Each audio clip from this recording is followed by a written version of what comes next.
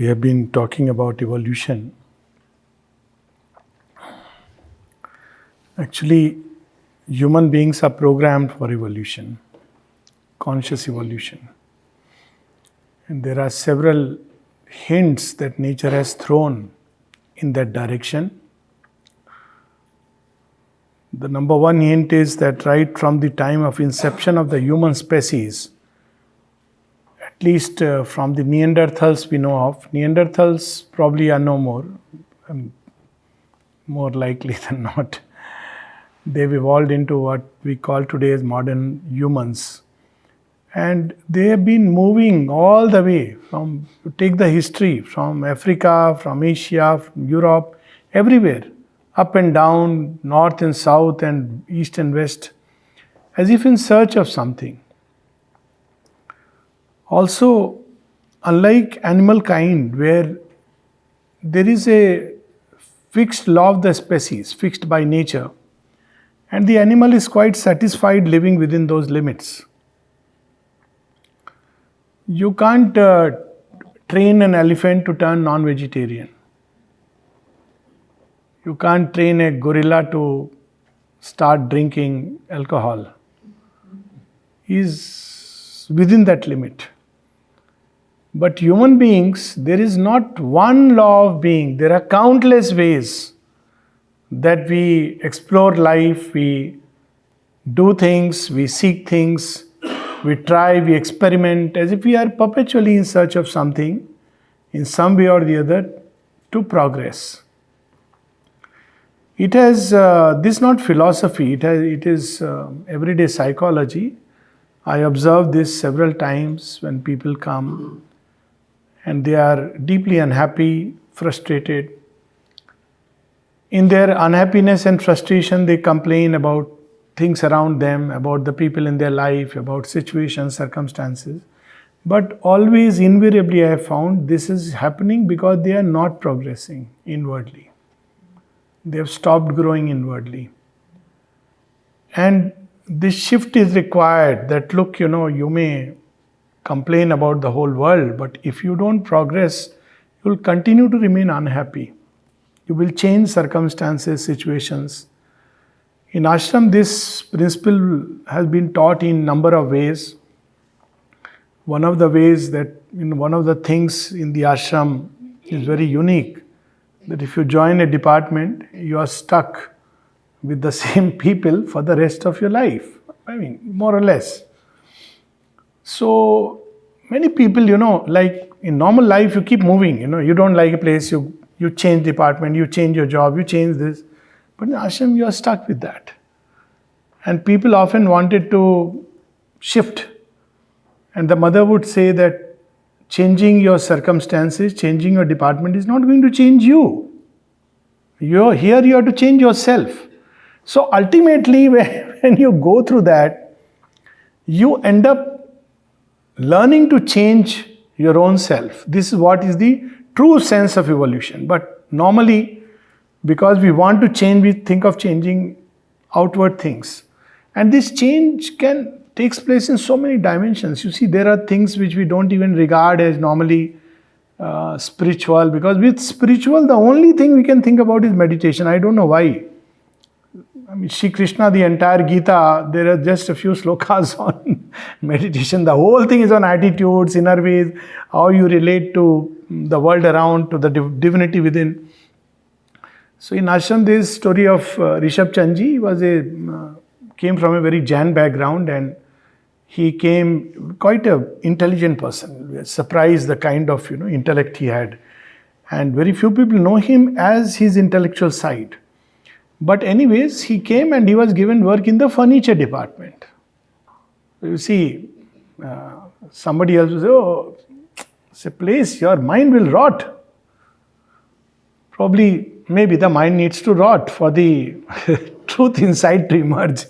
But nevertheless, he said, very happy, surrendered, whatever work is given, I'll take. And the first work was to kill the bugs inside the first assignment, in the bed. He's a Jain, can't kill a bug. Can't even breathe and kill bacteria. I don't know what happens when you are ill. One takes treatment or not, I have no idea, antibiotics or not, but because, it's all, you can't breathe, live in this life without killing.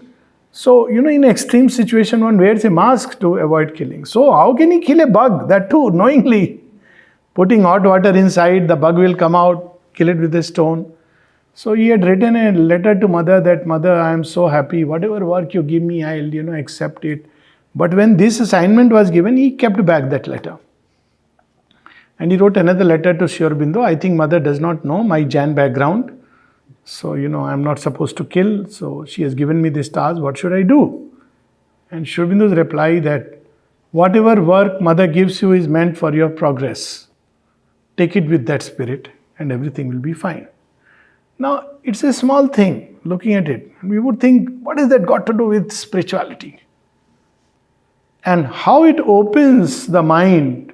See, when the mind is closed and shut in a box, it may be a very nice box, good looking box, it may be a spiritual box, but it's a box. It prevents us to expand, to open. And that's why after a lot of progress here, there, everywhere, one begins to turn inside. There is a time for that. There are stages of evolution when we have to go step by step. Stages which consciousness has created for our evolutionary journey, and we must go through that. In fact, we can't help but go through that. There is another very interesting aspect of human beings, which is an indicator that we are meant for some kind of an evolution and progress. And it is this, that we as human beings not only have two lifelines, all astrologers, palmists will tell us there are two lifelines, the outer and the inner. We actually have a double life. Not in the sense that we have one life on the front and another life behind. Well, there are people who live like that, very unfortunate. But they suffer because of that, because you don't know after a while that which is the true you. When people put on shows, after a while they forget. They are so identified with the show. So it's a dangerous thing to do. But nevertheless, we have two lives, and if you see the biological graph of, evolution, man with a weak vitality compared to the animal kind is the longest living still. See, the term Homo sapiens, the word Homo is human being, sapiens means the wise one. So, now in all animals, the death comes as soon as they stop the reproductive ability. You see, a gorilla dies at 35 to 40, much stronger. Lion, 12 to 15 years. Dogs, cats, bear, except for the tortoise which is way back behind, you see any animal. The reproductive age is also the age when it's going to die in a natural code, genetically programmed, not about accident and other things. It's genetically programmed like that, as if its sole purpose is to just keep prolonging the species. Having a child and keep prolonging the species. Of course, there are some human beings who believe that's the only way to live. Keep prolonging your own kind and species. I believe there are even scriptures which say you must produce more and more of your kind so that, it spreads upon earth. But that apart, in human beings, after the reproductive capacity stops, we are given another lease of life. It's a good lease of life. Let's say for a woman 45 to 50, and then she has another at least 30 years to explore. Good time, not a bad time, but enough time. But what we do is, we end up getting stuck to children, to family and everything else. So in Indian system, there was a very nice way that you have the first half of your life in Brahmacharya ashram, the spring, and Grahastha ashram, which is the summer when you have to really do hard work. Then after that, to avoid all this Saas Bahu ka problem, it was Vanaprastha ashram. Who goes Vanaprastha? Not the children, the elderly go. So you leave them free and you explore the world, life, go around, discover. It was a very good way to. There are greater vistas than we have even imagined. And then finally, Moksha Sannyas, when you withdraw into a space where you can fully concentrate all the energies. So just from the seasons. You have spring, summer, then the rains when there is a purification going on, then the autumn, and then the new spring. So it was a very beautiful cycle, taking into account both types of evolution in human beings.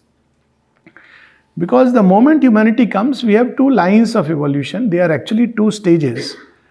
First, we don't turn inward, but we are programmed to progress. So progress and evolution takes a secular form. There is no God, there is no spirit, doesn't matter, but still you have to go to school, you have to develop capacities of logic, thinking, analysis, human capacities. And your vitality should be strong, the body itself must be healthy. This is one line of evolution. And pursuing this line, we can have great, tremendous superhuman beings. You see, that is one kind of superhumanity. The prototype, even one can include yoga to develop powers and capacities, which is, one line of evolution. Ravana did a yoga, and through that yoga, he had such tremendous powers that he could tie up all the 9 grahas. Basically, it means that all the powers, celestial powers, titanic powers, godlike powers, all of them he could bear in his system. What it created ultimately was a superhumanity which was harmful for itself and harmful for the earth. That's why Ravana had to fall, and every Ravana has to fall if we develop along those lines alone. But this is one line, and Sri Aurobindo speaks of this superhumanity. There is a very interesting essay on the Superman, where he says that the idea of Superman has seized the human race. And it has already come in imagination in a big way. You see, it's very interesting that two super hit things, one in the form of book and another in the form of cinema, in recent times, we know it. It's not Ramayana and Mahabharata, it is Harry Potter series. And the other is Captain Marvel and the Avengers. It's amazing because human beings just identify with the characters which are superhuman, something from beyond, something with magical powers, faculties, other worlds, exploration, it's there in us. But we should be careful that which line of evolution we are taking, because there is a kind of yoga which basically focuses, it's called yoga, the term is another thing, but it focuses on body, mind and life. That's it. As far as the deeper spiritual sense, self, purpose is missing in that. But because it's called yoga, so somewhere, it comes through a back door and, divine is nothingness and this creation, we have to grow. So it's one kind of superhumanity that we may, it's also happening because when the new consciousness comes, the new force comes, it is going to give us an evolutionary boost. Suddenly it will take us in a certain direction. It's a tremendous energy. And the same energy can be used for new creation, or the same energy can be used for recreation, or the same energy can be used for degeneration, because it's too powerful, and to bear it can lead us along different lines. So we see that one of the results of this onrush of energy has been immense technological growth. This one line which human beings take. But what is needed along with this technological growth is something commensurate with that, and that is our inner growth. And that's what Sri Aurobindo brings out, that if this is not commensurate, then there will be an imbalance of a very dangerous kind, because the force is here, but how we use it.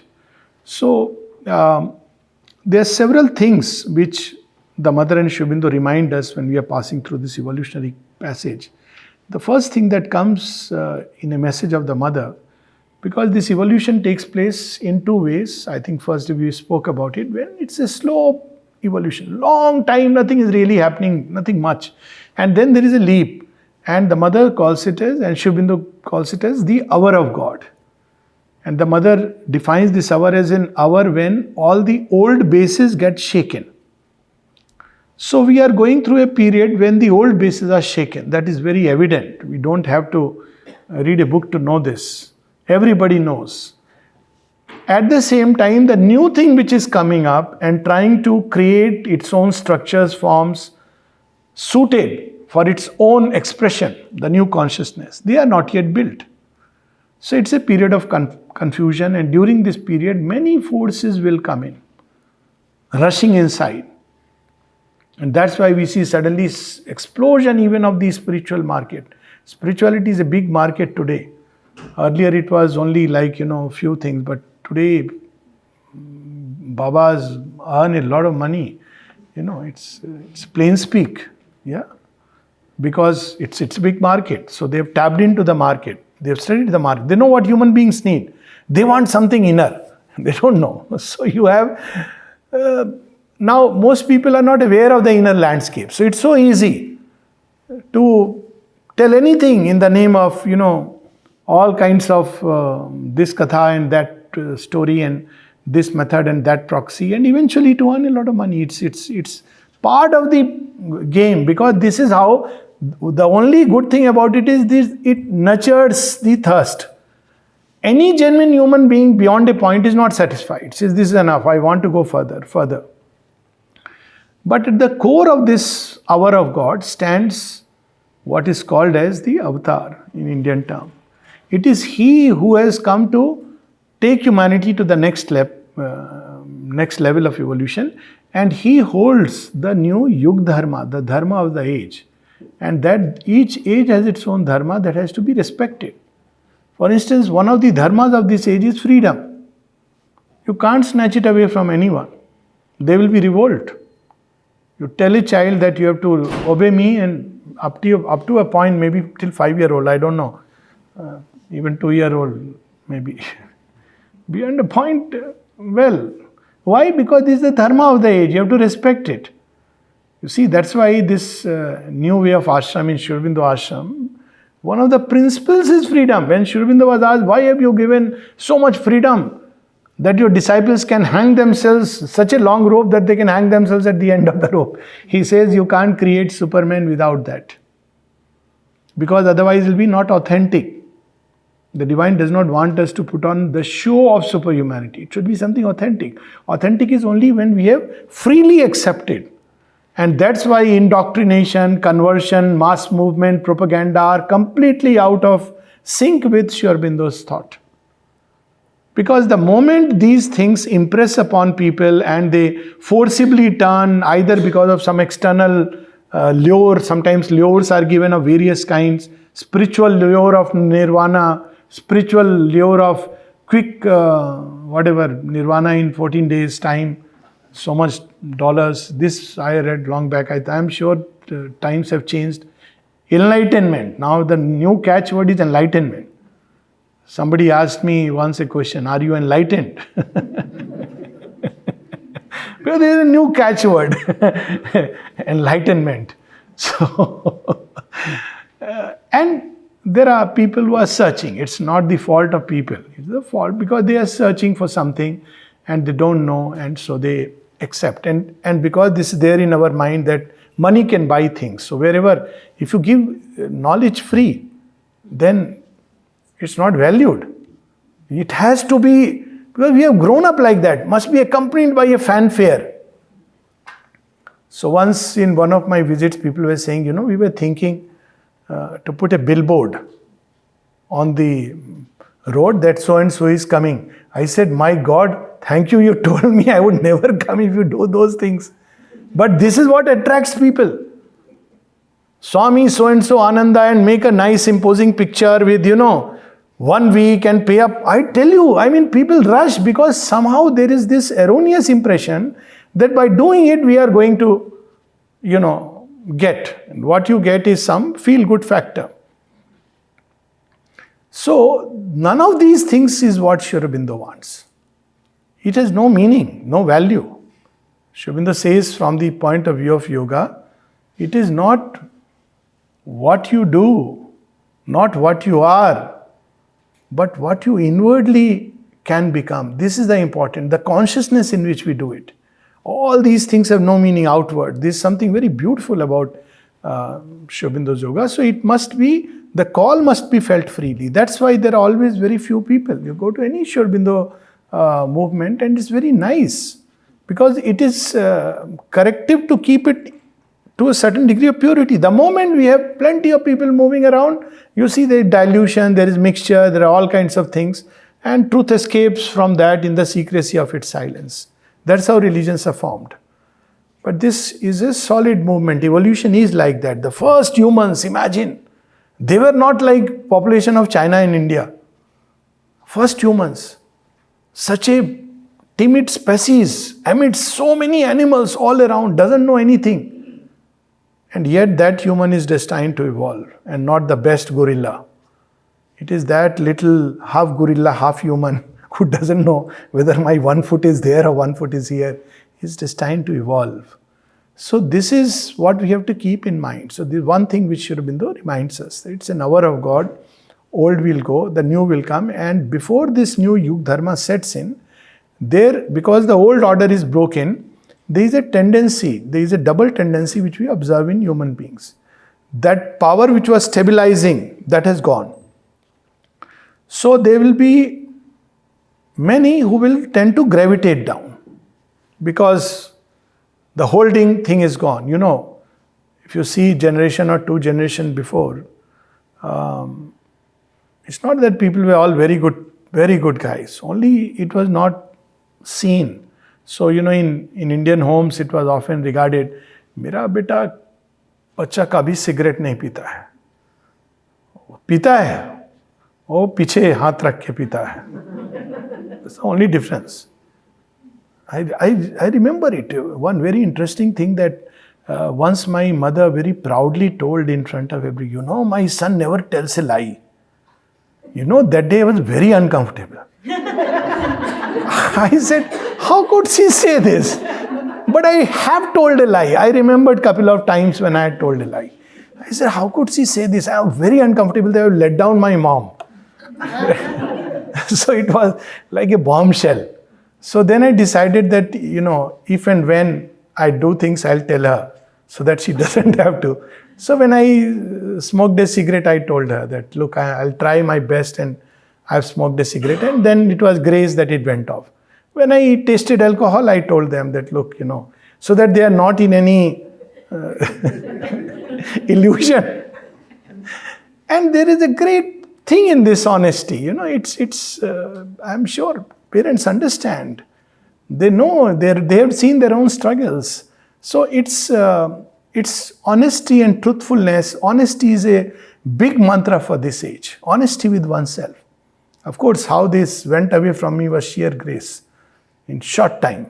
But so that, you know, there's just to course corrective, so that you may think I'm still smoking and drinking. But it's a phase of progress when you're drawn to certain things and they go away.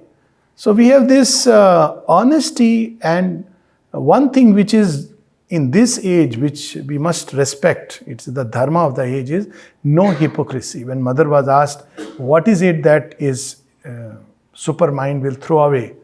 She says hypocrisy. Meaning thereby you can't wear masks for long. People will see through it, and it's not a good thing in any circle. So to be honest, to be just as we are, and present ourselves before the divine. That here it is. Here we are. Now you change me. If I go as a sadhu bacha, then divine will say, oh, you are already perfect in your own eyes. People have this idea, we are talking about Auroville. You know how Auroville started? Narad Bhai gave just few hints and I could see he held back a lot more.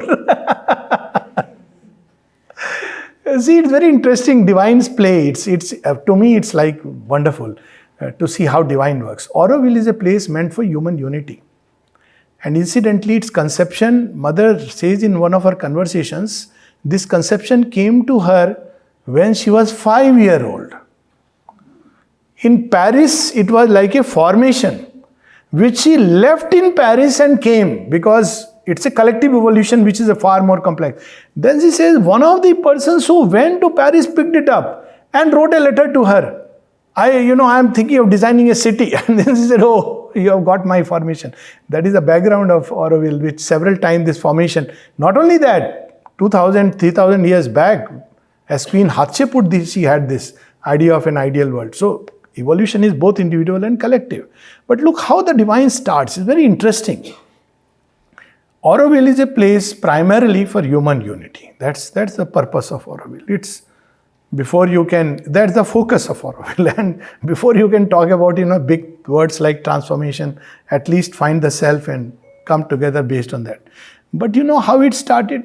It started with, just like the trenches of human nature, barren soil, it started with murderous instincts.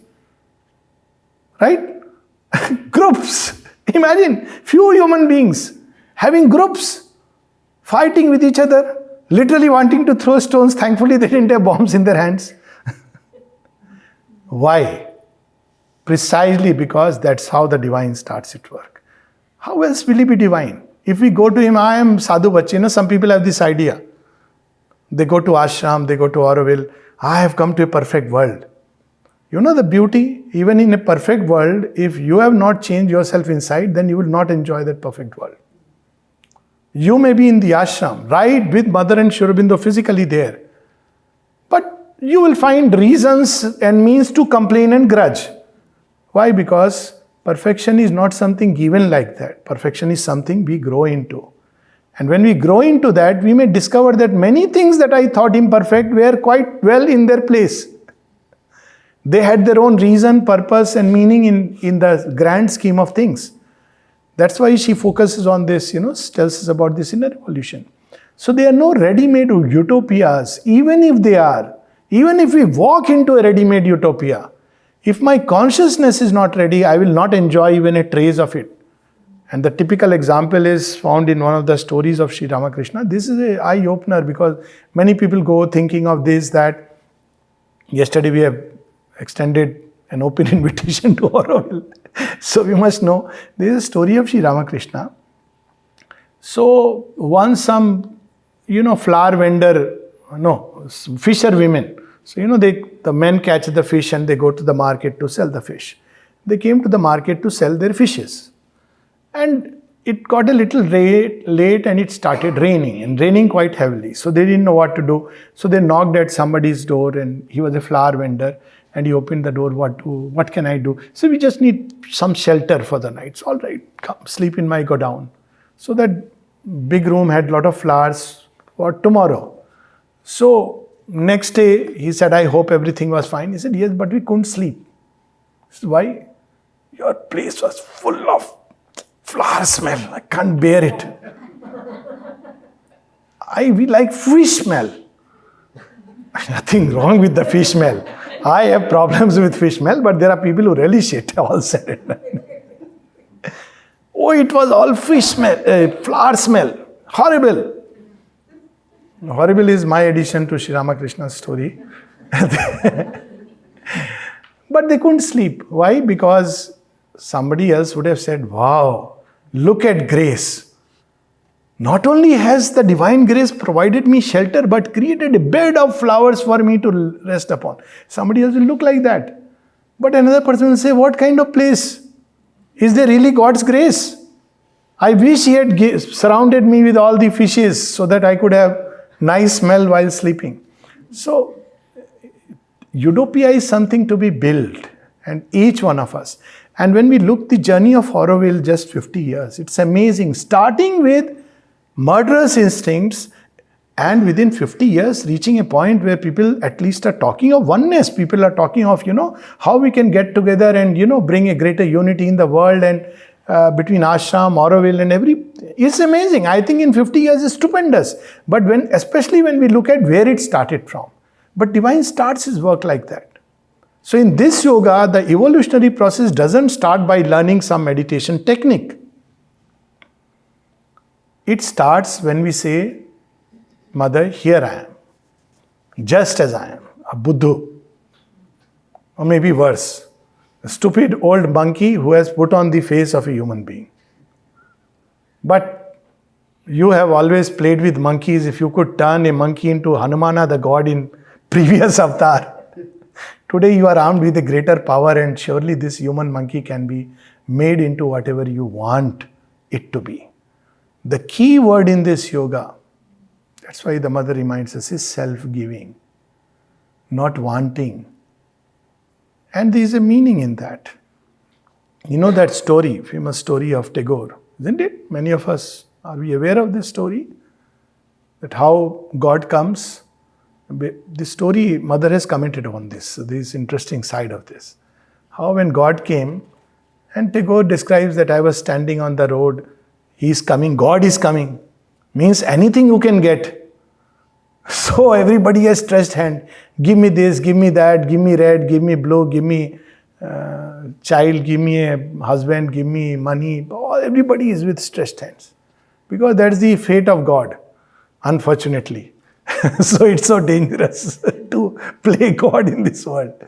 So, but when God comes to Tagore, God stretches out his hand and says, give me something. Oh, he's crestfallen because his wife has given him a list to ask from God.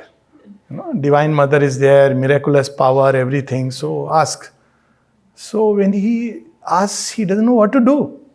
Now, but God is asking, and it's a small moment. So he takes out a grain of wheat and gives it to God, and God goes away. He feels so stupid.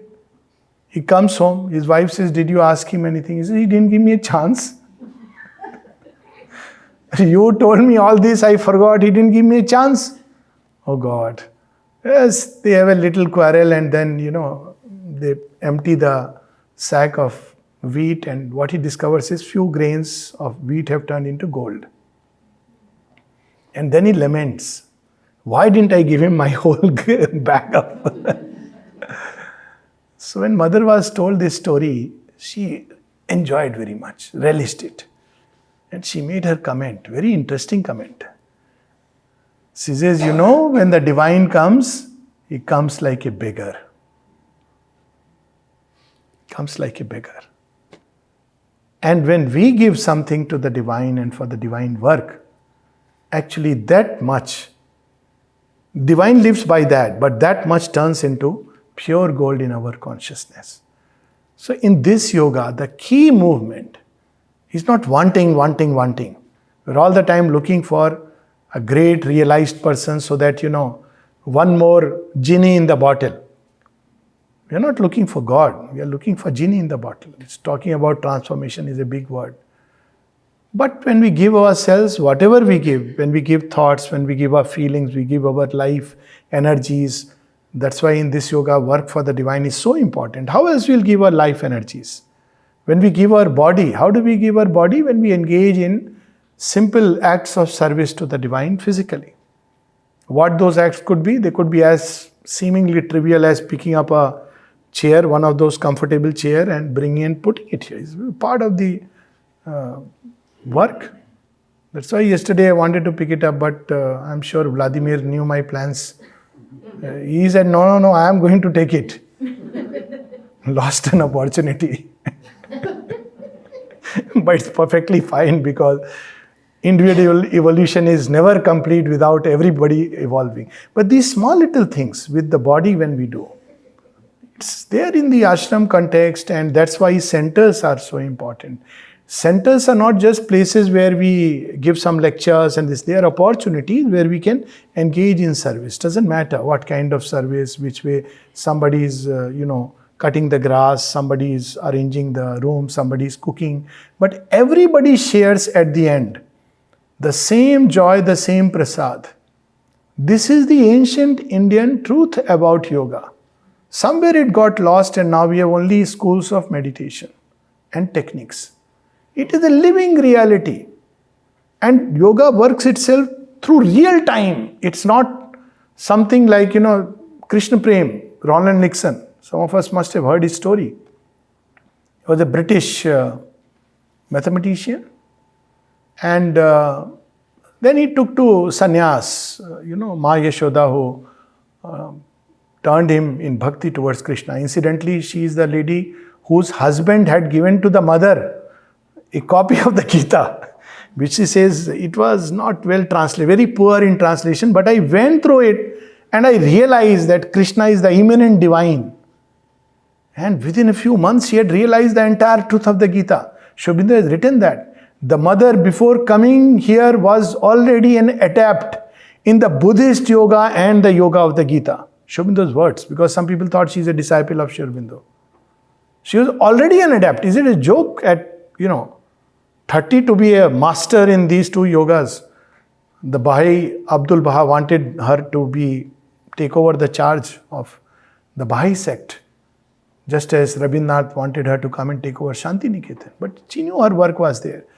So, this, going back to our story of Krishna Prem. So, Krishna Prem came, and sometime later, some of his friends came all the way from UK to visit, and they saw him, cleaning the kitchen. In olden days, some of us may know, in India, the kitchen had to be cleaned thoroughly before you cook. And every night, it was a whole ritual, because we didn't have gas connection. So you have to clean it properly, then put everything. And once you clean it, not anybody can enter. So I remember my grandmother cleaning the kitchen, and after that, only my mom could enter. Nobody else, you can't enter, because you have to clean yourself thoroughly before. So all this ritual was going on. He was doing it. So his friend came, and after a few pleasantries, he says, "Do you think that this way you will realize God?" And Krishna Prem's reply, "Those who have gone ahead, they have gone this way." See, this way is about cleaning the utensils in the kitchen. Those who have gone, they have gone this way. So this yoga, which is an all-embracing yoga, we should not belittle it sometimes, I feel, by simply reducing it to a set of techniques. It's not that. It is the attitude which is so important. And I have seen that people who adopt this kind of attitude, they just grow very fast. They don't talk about it. Just as animals don't talk about their qualities, simple human beings they can't give lectures. And wonderful, Geeta, the living example. I've seen, at least I know her a little bit, there may be other people. I've seen that evolution and growth. I wish one day you should come and talk about your journey. Just quietly sitting, smiling, absorbing and doing all the work, making sure that the food is there in time and everything. But it's a journey where your inner attitude counts so much. And this kind of evolutionary path that Sri Aurobindo has opened, it's independent of, all the scriptures are there, but independent of all of them. It's not necessary that, we are devoting our time to scriptural reading or this or that. So we must know that this yoga is extremely simple when we look at it from one point of view. But if we look at it from the goal, it's very difficult. So we can go to that question now, that what is this journey? Swami Vivekananda spoke of this yoga as a process of conscious and concentrated evolution. In animals also there is evolution, but it's not a conscious evolution. In human beings there is a conscious evolution. All attempt at progress, including education and various means of progress, are a conscious evolution. But it's also a concentrated evolution. Now in Vedanta there is a conscious evolution, and this evolution in traditional Vedanta is understood as the evolution of the soul. In Tantra, you have 84 lakh yonis, forms. Then man is created. Once man comes, his only business and purpose is that basically evolution of forms is over. Why? Because the soul has become individualized enough and it's capable of turning towards its source and becoming conscious of that. It's also a logical thing at one level. If you leave aside that question about creation and why all this drama. But if you leave aside, it sounds logical. And so the Vedanta speaks about henceforth in evolution which is basically inner in terms of your soul. The soul has gone through a process of physical evolution. The consciousness is physical when it is conscious only of the physical world, physical processes. When we are at that stage, all that we want is some physical to do things. How to sit properly, how to, do asanas, because that's the only thing we understand. Mastering the breath, because we are physical, conscious in the physical. There is a very beautiful term in Sanskrit, Deha Chinmay. We are not ready for the inner subjective journey of yoga. We are not aware of the psychological processes inside. Then the next level of human evolution is when out of the physical man, it develops into the vital kinetic man. We see all these in the Dashavatara. And then, next step, when he becomes a mentalized human being. Mentalized human beings question. It's their nature to seek answers. So this is a very good stage. So that's when Vedanta and all these things come into play, where you have a method of inquiry, you have because you have already evolved to a point which is more sattvic. You want a law of life, how to lead my life, etc., etc. And you grow through that till finally the soul is released into the beyond, perfection of the beyond. Sri Aurobindo takes it to the next level. He says, yes, you have realized your perfection, but what about the collective? So that's where up till now spiritual processes stop. And if that is the goal, then yes, it is logical to learn some method, technique, read a book, withdraw inside, shut oneself in a chamber and practice yoga. It's a logical thing to do. But there is a double purpose of evolution, and that is individual and collective. Why? Because my evolution is not complete. I think yesterday Jyoti Priya's letter, no? You were reading Narad. Jyoti Priya's letter where the mother says that, your evolution is not complete till everybody's evolution is complete. It's a very powerful letter. This is what you come to realize at one point of time. Who am I? So much of me and my evolution. And that's when collective evolution, and that's why for a long time in the ashram context there was individual evolution. Mother says that all of you were like little babies whom I had wrapped in a cocoon. It's important to understand this collective evolution in its deeper sense. So then what happened after that? After the supramental manifestation, 58, she says now it is like a community. So what it means is everyone helps or hinders the other person's progress. So we are moving en bloc. I may be in the ashram, somebody else may be in USA, third person may be in France, but we are connected. That's what I was telling you, between the hiring and the firing, now there is wiring. We are all wired. It's inwardly wired. She has done the wiring. And now it has become so deeply interconnected that there is nothing like just my own. If you try to do it, the collective will not allow you. So there comes a reciprocity. Now how to handle this? So the mother made it still more interesting. That's how it was in the ancient Vedic ages. Each of us becomes a representative type of humanity. See, it's a aspect of this yoga which people don't talk about. They only say, oh, that person has this defect and that defect. Look at people as representative types of humanity. So each person in this yoga represents a possibility of divine consummation in humanity, or divine fulfillment. But each person also represents in this yoga a human impossibility to change. The shadow, as it is called. So it just doesn't allow. And incidentally, that is the one which shows the path. For each one, it is that individual shadow. The thing is, we don't see our own shadow, but easy to see shadow of others. So we always say, oh, and this is a mechanism, very interesting mechanism in the world play, that the divine makes us see our own issues. If we don't see within us, he makes us see in others. He said, now at least you see it. So it is called, Mother says, the world is a mirror. What we see in others is our own problems. He who has seen, he who lives in darkness inside, has eyes out of mud, sees mud everywhere. Feels irritated by everybody, but actually mud is in his eyes. Doctor will say, please clean it. And he who has seen the beauty within, sees beauty everywhere. Doesn't Sri Aurobindo yoga start from this? Look at Alipur jail. What was Sri Aurobindo's first experience of yoga? In the midst of criminals, in the midst of what is called as inferior humanity, chutta log. He saw the divine everywhere. This is the first foundation of yoga.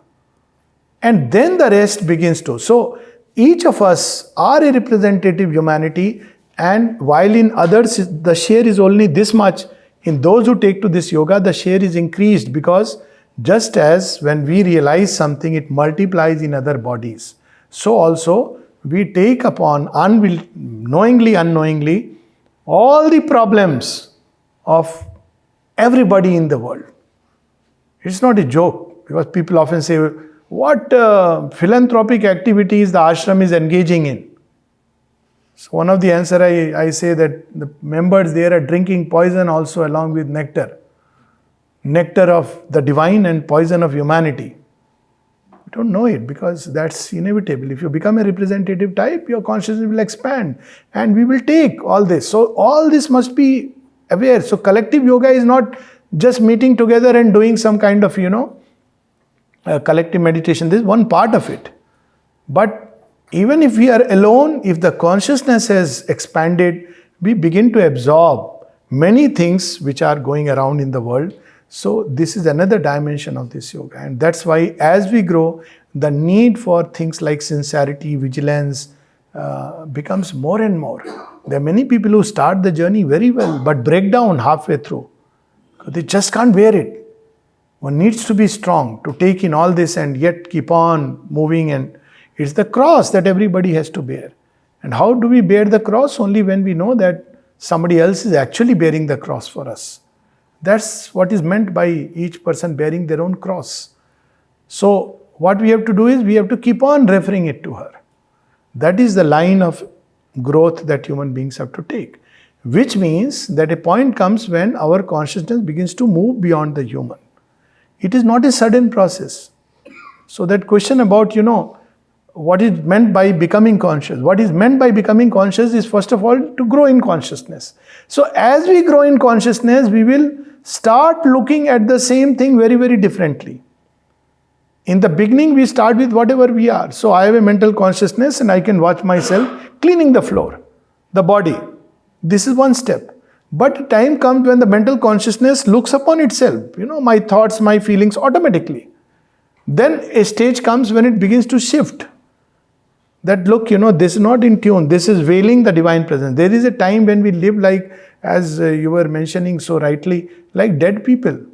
I mean, many of us, if we look back, I can say for myself, 30 years, 35 years back, I would wonder that what kind of a idiot I was, What is it? How could I enjoy these things? But it was a fact. And today, it's impossibility. Simply because you have outgrown that state. So the stress should be on only one thing, growth of consciousness. How to grow in consciousness? Very simple. Very, very simple. We have an individual consciousness, which is a limited consciousness.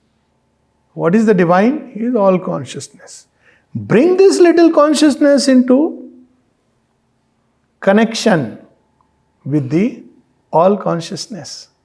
I love this story. Several times I have recounted. I may not be here, so I can recount. Ishwar Chand Vidyasagar was a very erudite scholar. And one day he came to meet Sri Ramakrishna. Sri Ramakrishna is an unlettered, illiterate Brahmin. I think he hardly went to school, 4th standard, 5th standard. So Ishwar Chand Vidyasagar is regarded as a very learned man. Sagar, ocean of learning. That is the title given to him. So one day he comes to meet Sri Ramakrishna and does pranam. And Sri Ramakrishna says, "Oh, ocean has come to meet a stream. Sagar, Vidyasagar, you have come to meet a mere stream." So Vidyasagar replies, "This stream has united with the great ocean. It's no more a stream. It's much greater than the ocean of learning that people think I possess."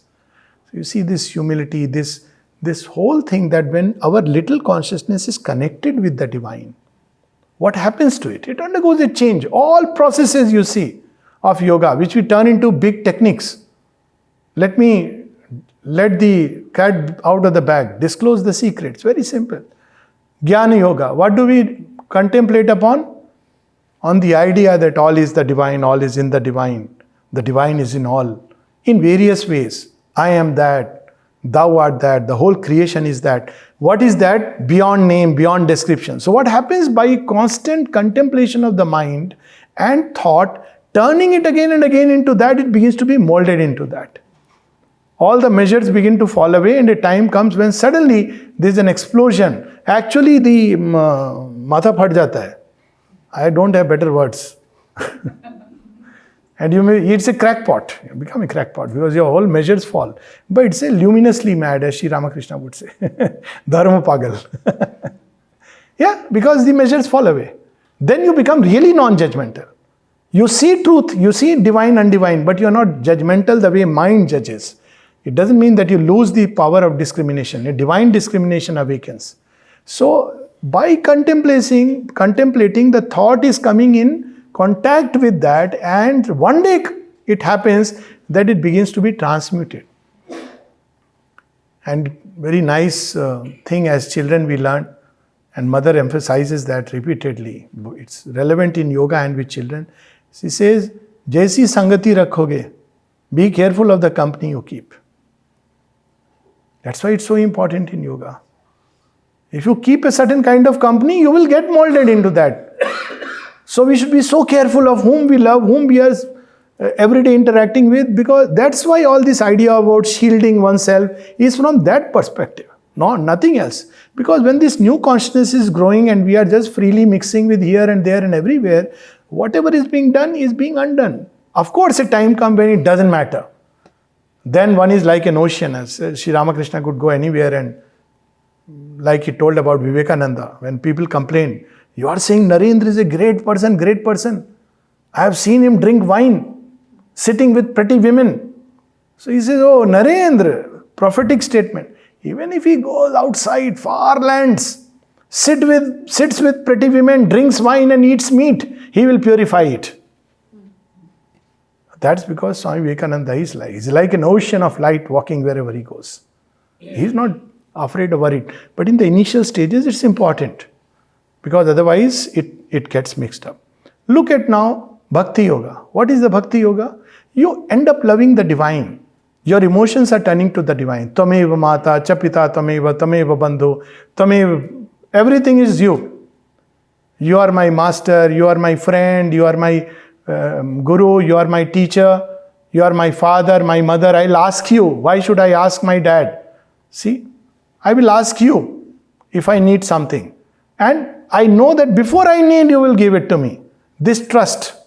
So what happens as a result of this love turned toward the divine? You begin to get molded into the image of the divine. That little consciousness grows into the all consciousness. What is Karma Yoga?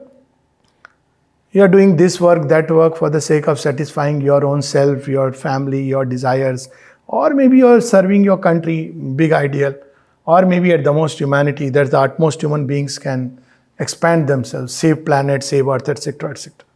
But when you do works and direct those energies in service of the divine, it may be anything, doesn't matter. So after a while, the divine says, this fellow, I'll do one thing. You are doing work for me, all right. But I'll teach you how to do it. That is perfection in works. That's why the Gita puts it as Yogaha Karmasu Kaushalam. It's not human Kaushalam. It's a divine Kaushalam. I will help you, your work become perfect as he is. And eventually, if you pursue this line of understanding, then you end up that the whole life becomes perfect with the divine perfection. The mind, in traditional yoga, it is used only to help a part of our consciousness come in contact with the all. In this yoga, it molds everything, all the activities and all the thoughts and feelings in our everyday life. So this is a brief background, many lines of evolution consciousness has pursued till now. But the new path which is opening, which is a very wide path, integral path, all inclusive, all embracing, but there are different stages. At each stage, we grow in consciousness, we discover new things about ourselves and the world. None of them is a final thing. This we should remember. When people would tell Sri Aurobindo, oh, I had this vision, I had this fantastic experience, he would say, yes, it's good to have them, but don't stop there. Be detached. Go further, go further. So as long as we don't stop, because if we stop, we'll turn it into a religion. If we stop, we will become mini gurus. So that's not what is required. But to keep on growing till we reach a point which is not a point but infinity. So I think we are right in time. We have 5 minutes. Yeah, something. Yeah, 2 things following up on what you said, I think people will enjoy. Yes. The first one was from Mother. When the first group of Aurovillians came, Mother said, don't think you are anything special. You all represent a problem of the world to be worked out. And the second thing was directly to me. There was a young man, handsomest man I ever saw, and he was going back to Europe. And he said, "Come with me and we'll go to parties and meet beautiful girls and everything." I wrote to Mother immediately. And Mother wrote, "Better not." So when I went to see her, I had a long letter and she had answered all the questions in the order I had sent weeks later. Wow. And at the end, she said about this man, she said, "It is better not to associate with those who live outside of themselves, Yes. as it were." So it's a very important aspect. Thank you for bringing it out in such a direct living way. Because very often we forget. Now, few minutes we do some technique and rest of the time what we do, we think it's unimportant. But that's when actually God walks with us. So, any questions with regard to that? I think that other one also, how to grow in mother's consciousness. Contemplate on the mother, think of the mother, read books on the mother. Most importantly, love the mother. Have faith in the mother and he'll grow. Associate with those who are full of that love. In the beginning, it's important. Brother, can you share, you talk about consciousness and growing into consciousness. So first of all, how do you grow and practice the growth of consciousness? Yes, so of course, the hints that I gave, that is what yoga is about.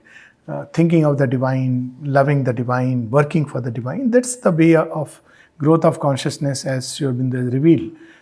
But to start with is a very, very elementary thing. Because even this required that we are at least aware of something called as an inner being. The first step is to learn to disengage the inner being from its grip of, this, everything is a play of consciousness. But consciousness is lost in the phenomena, identified with the phenomena. I am the body.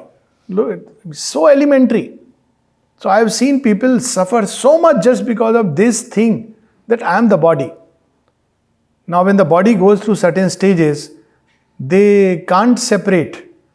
And by the time they learn it, it's too late. That's why we say instinctively, "Wo mar gaya." So-and-so has died. No, there is nothing like death. The body goes through these stages. And when we are terribly identified, so it's good to practice some inner detachment from these things while in everyday life. And we have opportunities given by us in that way. Say when there is a little injury in the body, we can make one response which is habitual response. But what is yoga? It is to substitute the habitual response by another kind of response which we normally don't give, but we can give. The potential is there. I remember some of the incidents in my own life. When I was trying to actually lift a huge wheel, I thought that like Abhimanyu, I'll lift it. No, I was trying to help. It was lying right outside the playground. So I thought, I'll lift it and put it on the side like a good Samaritan. It had nails plunging or coming out. So I thought somebody may step over and hurt. So as I was lifting, I should have called help. But you learn humility a difficult way sometimes. So as I lifted up, I realized far too stronger. And halfway through, and it just collapsed. The wheel didn't collapse, my hands collapsed. So it fell on the foot, which unwittingly I had, trying to lift, placed forward. So the whole thing fell on the foot. Now I observed something very interestingly. Something happened and I was completely cut off from that. And I was observing, everybody came around, but I was observing without a trace of pain. Oh, my foot is swelling, how it is swelling, all this. Till after a time I said, oh my God, it's swelling, I am not experiencing anything. The moment I thought of it, then I had the first sensation of pain. Instinctively, the whole thing had detached. But it gave me such a vantage point that after that, even though the pain was there, it could be just cut off without any painkiller or anything. So I used the cycle, went back home and I said, my foot is little swollen. I'll tie some crepe bandage and put some cold pack. But instinctively we are so much in it, identified with it. at another level. So much identified with our emotions, surface emotions, as you said, is tied to the surface.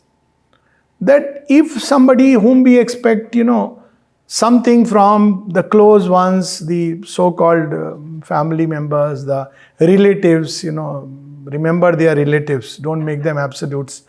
But, if it doesn't come, we suffer. Why do we suffer?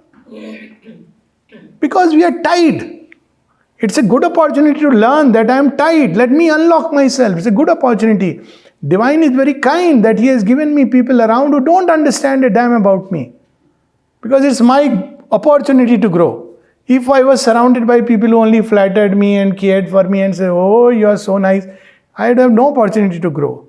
So when God loves us, He surrounds us with people who will make sure you can't get attached. See, grace. That's how grace works. And we feel unhappy about it, not realizing it's divine grace. So, this is the second level, where surface emotions. We get happy like this, and those who, hope violently, despair swiftly. Marriage होने वाला है, वो लड़की यहाँ की है, लड़का Indian context. All goody, goody, goody. Why in 2 days it turns into unhappiness? Let it be a little blank slate. Let them discover each other, and let's not make any prefabricated things in the head. So there is a joy of discovery. That's why marriages last when there is always something hidden, something to be revealed, something which is left untold like a mystery. You can see the young ladies behind smiling. Yes. Let something remain a mystery. And one of the ways it can remain a mystery is if you keep progressing. There's always something new to discover. Don't disclose all the cards. I'm a vegetarian, I'm this, that. What's the fun? If somebody asks, say, you discover. Do you love me just as I am? Okay, fine. Now we start. That's journey. The joy of the unexpectedness, which people miss. So the divine is to bring it in chaotic ways. The joy of the unexpectedness brings the joy of discovery. That's another type of, play, the ananda. So surface emotions. Same with the surface desires. They're always busy with this or that things. So there is no energy left to really desire for the one who alone needs to be desired for. Because imagine for 8 hours a day, we are desiring something or the other. After that, we say, let me sit and meditate. People often say, I have no time for meditation. I say, it's not a problem of time. So I come home at 8:30, tired. I said, because you are busy desiring 100 things. No energy left now to desire the divine. So we have to learn to separate and be detached even in the midst of everything and enjoy. Enjoyment doesn't need always to step out and say, oh wow, wonderful. Take the rasa of it. But stay inwardly, little detached, calm, not that much like grip. And same with the physical self. So at different levels, when we practice this inner separation, it's the first practice, and many people mint money out of teaching this practice just to become a witness. Isn't it? Great courses which are held all over the world, just to teach to be a witness. You have to do it. You don't need to leave your cell phone to do it. You have to exercise enough mastery as to when you want to use the cell phone, when you don't want to use the cell phone. So this detachment is the very first step, if you ask me, basic, to become a witness to all this thing which is going on. And one can add to it many types of thought. For instance, this is ever going to pass away, it's going to change. This is the sobering Buddhist thought. That look, it is impermanent. What was the term Buddha had used? Very nice term. Sri Krishna used the word anityam. So it is not permanent, it's transient. It is impermanent. So don't be so carried away by a joy which is not going to last. Its other side, which is a good side, is know that sorrows also won't last. It's a constant process. So this detachment life teaches us, it is not to be practiced in a hermitage or 10-day course on detachment. It doesn't make sense. If one is sincere, one practices it in life. And that makes sense. This is the elementary practice.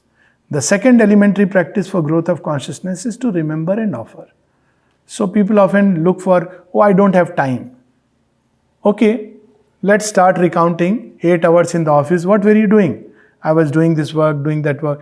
Did you not get even a few minutes when you were just stretching yourself like this? Oh yes, those kind of things come, but not enough time to sit and meditate. Mother says, every day there are many windows that open on the infinite. And we can combine it. I have done like that, and every time I feel like stretching, I would just say, oh, ma, so beautiful, and think of her infinity around. Just one moment. When you are driving, what do? Just call her. Ma, it's something so wonderful. In US, you have to drive such long distances. I can tell you it is safe. Please, trust me. I have done miles of driving on scooter in Indian roads, thinking of mother's name, calling her name in the heart. It's so beautiful. Because it's an opportunity given to us when we are eating food. So many opportunities we get when we can connect through remembrance and offer. We wake up in the morning, we can offer the day. See, consciousness grows through these simple things. Mother, this day is yours.